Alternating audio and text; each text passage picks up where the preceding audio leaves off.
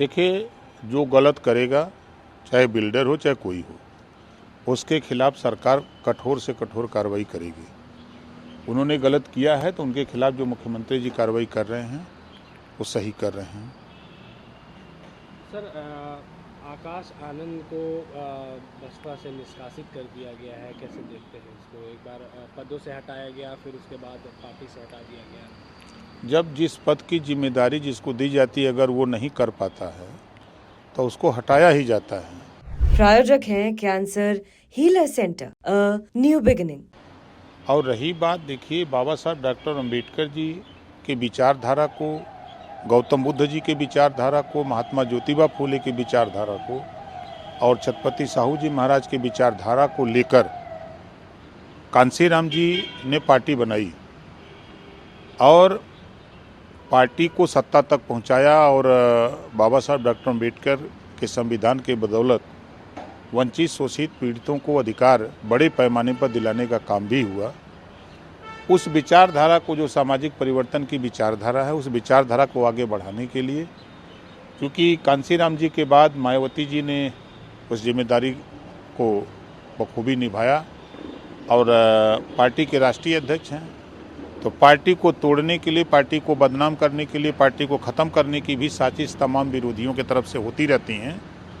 तो कई बार ऐसी घटनाएं भी बसपा को तोड़ने की हुई, लेकिन उसको बखूबी मायावती जी ने हैंडल किया और उससे पार्टी को बचाया और पार्टी की छवि को भी बचाने का काम किया। तो उसी कड़ी में कोई भी व्यक्ति को अगर जिम्मेदारी दी जा रही, वो जिम्मेदारी का निर्वहन नहीं करेगा तो स्वाभाविक है कि उसको उस पद से हटा दिया जाएगा। अगर ज़्यादा हटने के बाद ऐठन करेगा तो पार्टी से निकाल दिया जाएगा। ये तो नियम है। तो मायावती जी ने तो अच्छा किया है, ऐसे लोगों की यही दवाई। लेकिन सर, सपा और कांग्रेस तो कह रही है कि ये बीजेपी की रणनीति का बसपा शिकार हुई, क्योंकि बीजेपी की बी टीम की है। और कांग्रेस शुरू से परिवारवाद में है, वो किसकी शिकार है? बीजेपी की शिकार है ना। आज जो देश की सत्ता की पार्टी आज हाशिए पर खड़ी है, सुपवा तो सुपवा चलनिया बोला था जगरे 72 छेद।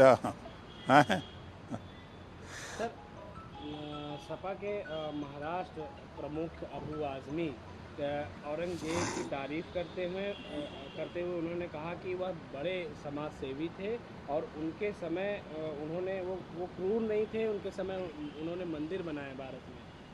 भारत उस समय एक सोने की चिड़िया का देश माना जाता था औरंगजेब, वो कह रहे हैं। तो उनके राज में वो जिंदा थे कहाँ? ये बिना वजह कोई काम नहीं है। मुसलमानों को बेहतर शिक्षा कैसे मिले, रोजगार कैसे मिले, नौकरी कैसे मिले, अमन चैन कैसे हो, इस पे चिंता नहीं है उनको। खाली चिंता है कि औरंगजेब के ज़माने में क्या होता था, आपके ज़माने में क्या हुआ। आपकी भी सरकार तो समाजवादी पार्टी की 4 बार थी। 4 बार में आपने क्या किया? आज़ादी के बाद नौकरियों में मुसलमान 38% था और आपने इतना विकास किया। अबू आजमी जी ने, उनकी पार्टी ने इतना विकास किया कि आज 1% भी नहीं रह गया है। ये नहीं दिखाई दे रहा है? इसके जिम्मेदार कौन है? हम लोग जिम्मेदार हैं। वो मुसलमानों के लीडर बनते हैं अपने को। क्या अपने लीडर से कहे कि हमारा हिस्सा क्यों लूटा जा रहा है, हमको हिस्सा क्यों नहीं दे रहे हो? कभी बोलने की हिम्मत है उनको? जिस दिन बोलेंगे तो पार्टी से निकाल देंगे सब। सर, एक आखिरी सर, बसपा सुप्रीमो मायावती कहती हैं कि भारत सभी धर्मों को सम्मान देने वाला धर्मनिरपेक्ष देश है। ऐसे में केंद्र और राज्य सरकार को बिना पक्षपात सभी धर्मों के मानने वाले के एक साथ जैसा बर्ताव करना चाहिए, किंतु अब मुसलमानों के साथ धार्मिक मामलों में सौतेला रवैया सरकार अपना रही है। कहाँ सरकार अपना रही है? अभी तो रमज़ान शुरू हुआ है, प्रधानमंत्री जी ने रमज़ान की बधाई दी है पूरे देशवासियों को। अभी मुख्यमंत्री जी का ट्वीट पढ़िए, प्रधानमंत्री का ट्वीट पढ़िए। ये झूठ हैं, बोलते हैं। आप बताइए कि जो भारत केंद्र सरकार और प्रदेश सरकार की जो योजनाएं हैं, किसी धर्म किसी जाति को बताइए कि वो कहा गया कि आपको नहीं दिया जाएगा, उसमें लिखा हो उस आदेश में। ये तो खाली वोट लेने के लिए लोग बोलते हैं। आयुष्मान कार्ड बन रहा है, उसमें कहीं लिखा है कि मुसलमान का सिख ईसाई जैन फारसी का न बनाओ। राशन कार्ड, राशन बंट रहा है, कहीं लिखा है कि इस जाति धर्म को मत दो। जो भी योजनाएं सड़क बन रही है तो ये हो रहा है कि सड़क पर खबरदार खाली एक धर्म के लोग चलेंगे, ऐसा कहीं पाबंदी है? किसी होटल में बताओ कहीं पाबंदी है कि इसमें एक ही जाति धर्म के लोग रहेंगे और दूसरा नहीं रहेगा? किसी चाय की दुकान पर बताओ जहाँ पाबंदी है? अब तो सिस्टम बदल गया। अब चालू चाय चाहिए कि स्पेशल, होटल में वेज चाहिए कि नॉन वेज, वहाँ जाति धर्म नहीं पूछा जाता है, वहाँ वेज और नॉन वेज पूछा जाता है।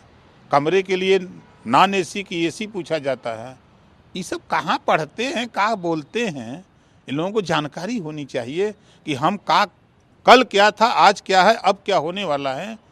आगे इन लोगों को बेहतर शिक्षा, लड़ाई लड़नी है तो एक देश एक समान शिक्षा की लड़ाई लड़ो और स्नातकोत्तर तक मुफ्त शिक्षा दिलाने के लिए देश के 140 करोड़ आबादी के लिए लड़ो। ये लड़ाई लड़ो, रोजगार के लिए लड़ो, स्वास्थ्य बेहतर निःशुल्क स्वास्थ्य के लिए लड़ो। ये सब खाली पे बेमतलब का चिल्लाते हैं। प्रायोजक हैं cancer healer centre, a new beginning.